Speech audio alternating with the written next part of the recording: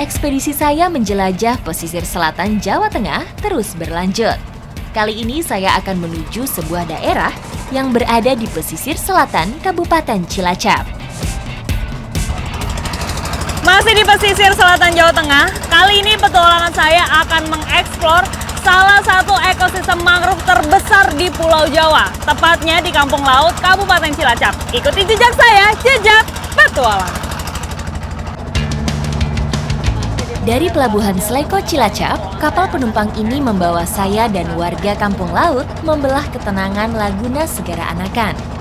Kapal compreng menjadi istilah warga lokal untuk menyebut jenis kapal yang kami tumpangi, karena identik dengan suara mesin yang memekakkan telinga. Kapal ini memang jadi satu-satunya transportasi untuk menuju ke Kampung Laut. Jadi kalau ada masyarakat dari Kampung Laut yang mau pergi ke kota Cilacap, biasanya menggunakan kapal ini untuk belanja. Nantinya akan dijual lagi di Kampung Laut. Begitupun kalau orang Kampung Laut mau menjual hasil lautnya bisa dibawa ke pengepul, nanti dibawa lagi ke Cilacap. Kapal jenis ini mempunyai ukuran yang cukup besar, bisa mengangkut puluhan penumpang dan barang-barang kebutuhan masyarakat lain. Di tengah-tengah perjalanan kita akan melewati Sagara Anakan yang merupakan laguna tempat bertemunya 3 sungai, yaitu Sungai Cikonde, Ciberem, dan juga Citanduli.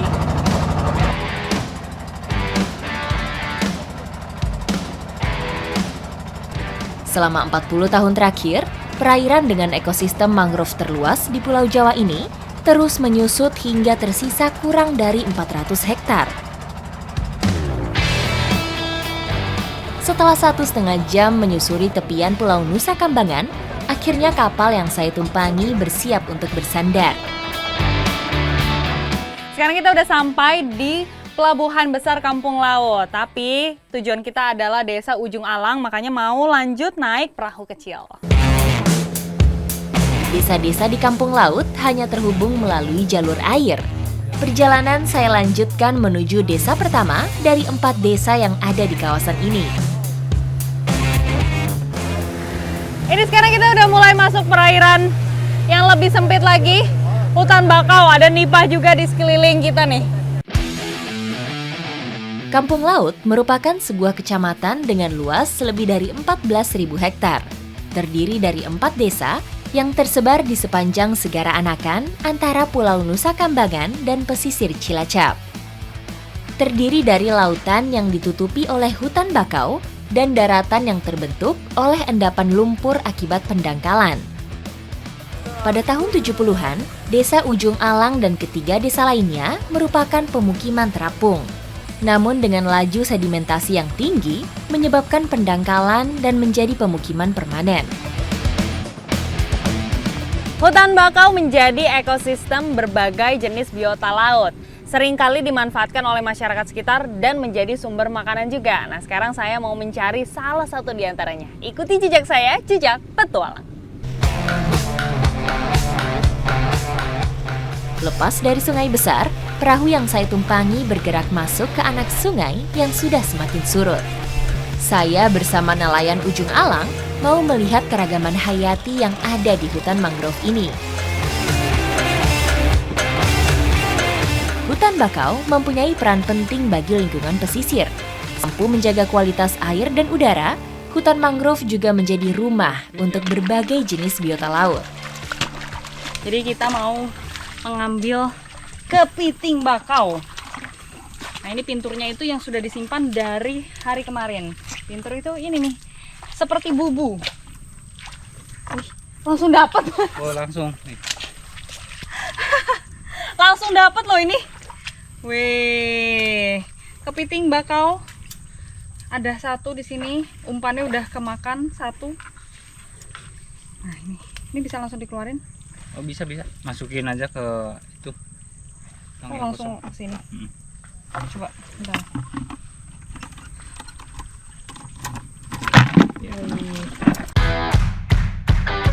Pintur merupakan alat perangkap khusus yang digunakan untuk menangkap kepiting bakau. Nelayan biasa memasang perangkap ini dengan umpan ikan. Saat air pasang, kepiting akan terpancing oleh umpan dan masuk ke dalam perangkap. Karena kita jalannya di lumpur kayak gini, jadi sulit jalannya, licin. Udah gitu banyak akar-akar mangrove juga. Ada juga di sini. Wah, ini dapetnya banyak. Ada 3. Walaupun kecil-kecil tapi dapetnya banyak nih. Tapi warnanya beda-beda ya mas. Ada yang agak oranye, ada yang hijau.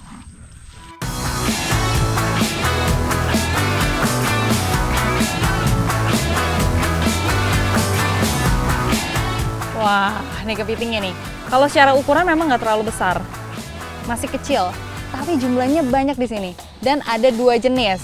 Ada kepiting hijau, ini biasa disebut kepiting jeruju. Ada juga yang warnanya agak kemerahan atau disebut kepiting merah. Tapi habitatnya sama-sama di hutan bakau. Keberadaan kepiting bakau menjadi indikator bagi kelestarian hutan mangrove. Kawasan ini menyediakan sumber makanan yang melimpah untuk kelangsungan hidup mereka.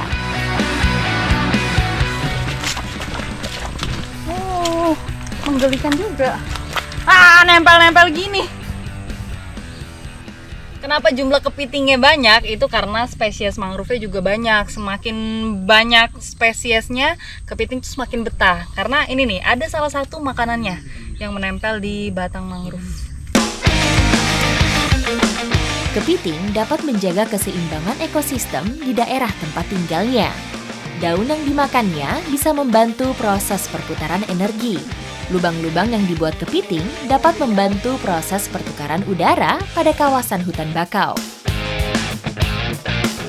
Jadi cara nalinya itu pertama bagian capitnya dulu, diikat ke badannya. Ini kita naliinnya pakai nipah. Nah ini nih, pakai tali nipah. Terus yang pertama berontak. Yang pertama diikat itu adalah bagian capitnya ke badannya. Kepiting jantan mempunyai capit yang lebih panjang dari kepiting betina. Saya harus berhati-hati mengikat capitnya yang kuat. Supaya aman, saya harus memegang bagian belakang tubuhnya. Kelihatan. Ini aja ya. Dalam di sini lumpurnya.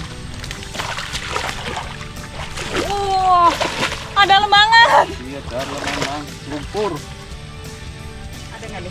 Wah, Ada 2. Waktu yang tepat untuk ngambilin kepiting itu saat menjelang surut. Lumpur di hutan bakau ini seperti lumpur hidup yang menyedot tubuh saya. Membuat saya kewalahan untuk berjalan di lumpur yang pekat dan berbau kurang sedap.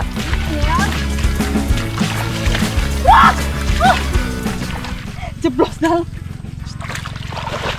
Jeblos. Ada lagi. Benar-benar di sini potensinya banyak sekali.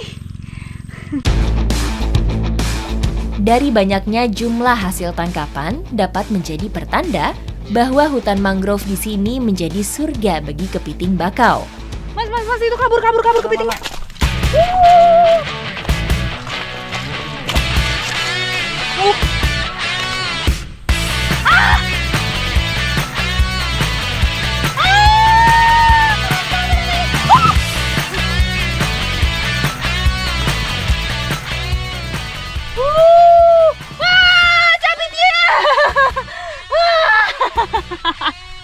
Mas, dapat nih.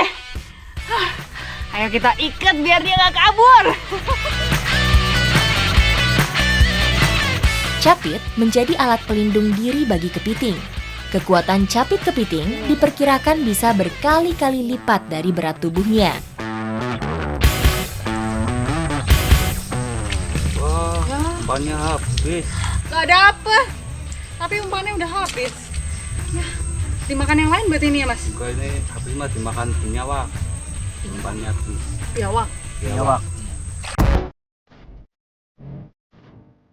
Pas banget nih sekarang momennya surut menjelang pasang. Jadi kita mau taruh ini juga nih, pintur.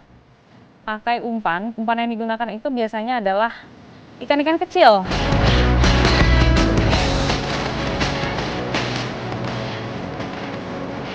Ini pinturnya udah kita pasang lagi, dan dipasangnya juga di titik yang berbeda, karena kalau titik yang sama itu biasanya kepitingnya udah nggak ada. Tapi tetap kita taruhnya di dekat akar-akar atau lubang-lubang tempat dia bersembunyi. Kepiting bakau aktif mencari makan pada malam hari. Saat masih terang, binatang bercangkang keras ini suka membenamkan diri ke dalam lumpur. Saat air pasang, mereka akan keluar dan mencari makan. Saat itulah perangkap pintur ini bekerja.